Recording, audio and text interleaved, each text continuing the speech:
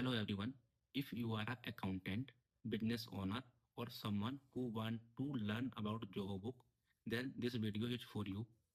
In this video, we are going to learn first what Zoho Book is, second who should use it, third what are the features of Zoho Book. So first point, what Zoho Book is. Zoho Book is a cloud-based accounting software where we manage our finance online. It offers us to create sales invoice, record purchase and expenses, manage item, bank payment, generate GSTR-1 and financial report. By who should use this?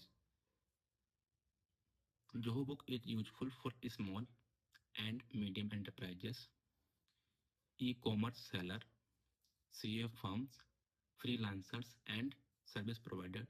It is also useful for startups and growing businesses. What are the features of Zoho Books? First feature, sales management. It helps us to record sales, record invoice, and manage customer. Purchase management. It helps us to record purchase and expenses and vendor payments. Bank management. It helps us to record bank payment and reconciliation. Inventory management and generation of GSTR compliance like GSTR-1 and GSTR-3B, and generation of financial report like profit and loss and balance sheet. Why we should prefer Zoho Books? Zoho Book is a cloud-based software and accessible from anywhere at any time.